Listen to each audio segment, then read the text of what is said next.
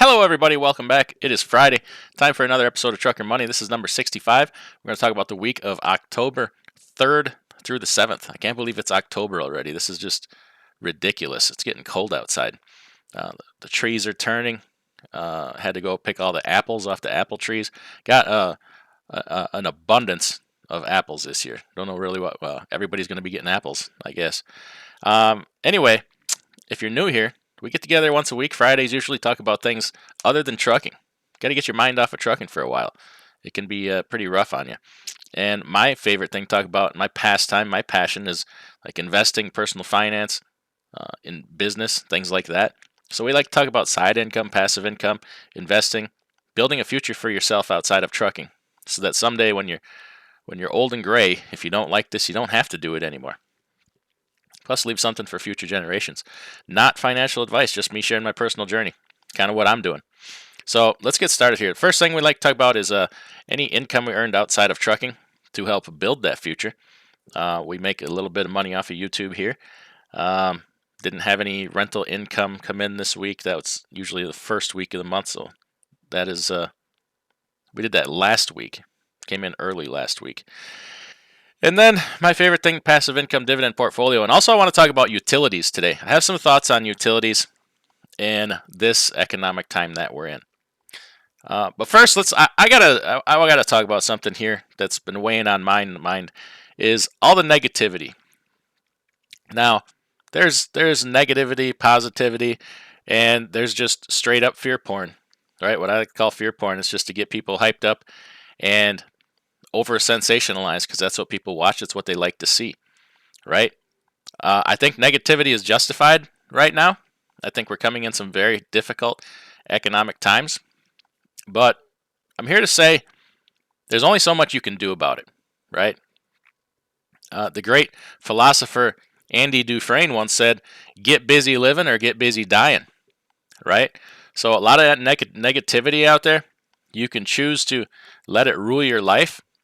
You can choose to let it make you act out of fear. And I'm not saying that a lot of it isn't justified. Like I said, the future looks a little shady to me. But you have to realize, hey, there's only so much I can do about it. If you feel like you got to go dig a bunker in your backyard and live in it, then do that. That's okay.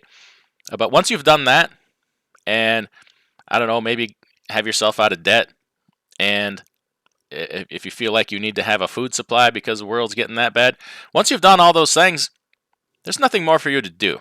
So focus that energy somewhere else, right? And it can rule your life if you let it. I acknowledge it. I'm not saying it's not real. I acknowledge it. Make a few changes. I say maybe prepare for it, right? I do believe you should prepare for some things. But then at that point, hey, if China's going to nuke us, nothing I can do about it. If we're going to war with Russia, I can't stop it, right? If the end is near, that's out of my hands, right? So I choose to put my efforts somewhere else once I've done things to make me comfortable, because I'm just seeing we're just getting lambasted with it, right? And it's noise. Right? As soon as you've controlled the things that are within your control, the rest is out of your control. Don't let it rule your, rent space in your head. Okay? So I choose to put my efforts towards building something constructive, and whatever happens, happens. Right? Because if the world ends tomorrow, hey, we're all in the same boat. It doesn't really matter anyway. Anyway, so let's get back to the passive income dividend portfolio here.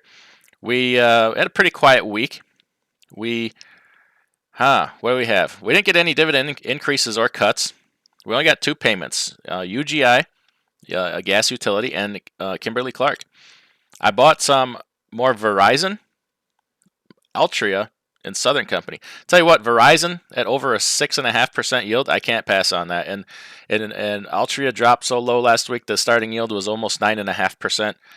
I couldn't pass on putting a little bit more money in there. But let's get back to what I want to talk about, utilities. It's my main focus today. I like utilities. Well, for disclosure, I own a few different utilities: Southern Company, Duke Energy, and UGI, which is a natural gas utility. Okay. Um, Something about utilities. The theory is on utilities is they're going to get beat up when interest rates are in a rising environment. And the reason behind that is utilities are very capital intensive. They have huge infrastructure to support. They carry a lot of debt. They have to borrow a lot of money. When excuse me, when interest rates are in a rising environment, it makes it more costly for a utility to do business. It makes it more expensive to borrow money, and which in turn, less profit margin, right? So it should drive utilities to pull back some, to have a declining share price. And the other thing, the way they get affected by a rising interest rate environment is utilities are in direct competition for bonds. Now, if you go to a financial advisor and you're older, your financial advisor will say, okay, it's time for you to switch to more conservative things and things that generate income, right? And typically those are bonds. And oftentimes utilities are used as a bond substitute because they're regarded as stable, safe investments. Okay, so when you have utilities in a rising interest rate environment, that the rising interest rates make bond yields higher.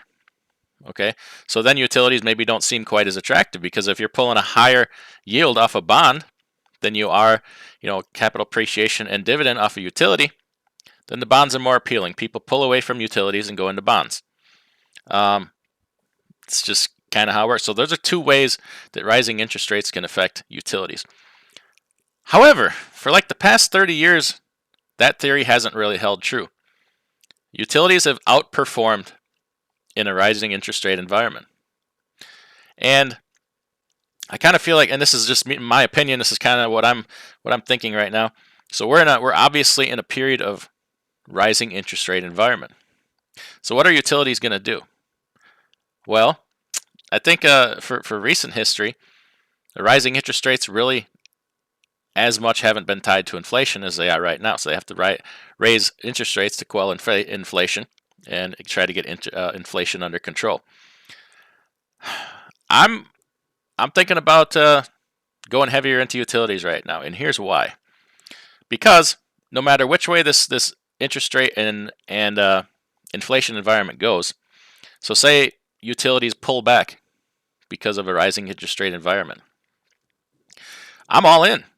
If I can get these utilities bought at a discounted rate because of a rising interest rate, I don't worry too much about most of these utilities failing or going through significant tough times, because these utilities are more or less guaranteed government monopolies.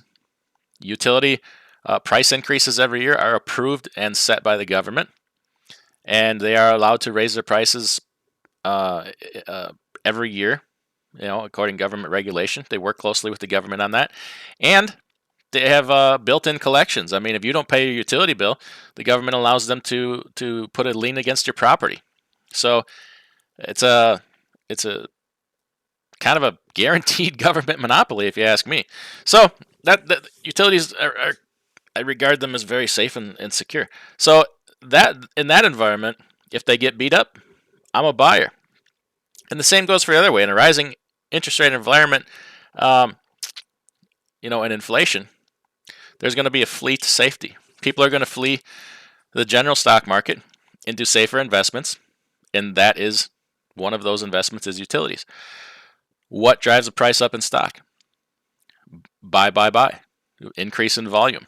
If you have all this money fleeing and coming into utilities, that kind of volume is going to bring the share price up.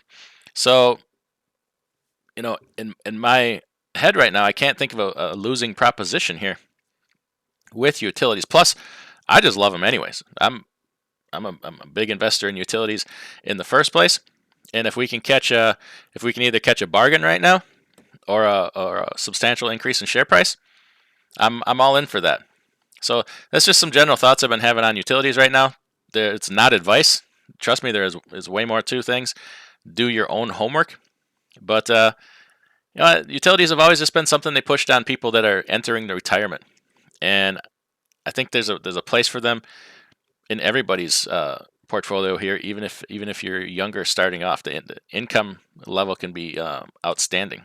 And if you can catch them on a dip, say, Southern Company usually yields 3.5%. If we get a pullback and all of a sudden that yield is 5.5%, to pick up a world-class company with a 5.5% guaranteed government monopoly yield, I'm all in on that. So anyway, just some thoughts I wanted to put out to you on utilities. Everybody have a great day. Be good to each other, and we'll see you next time.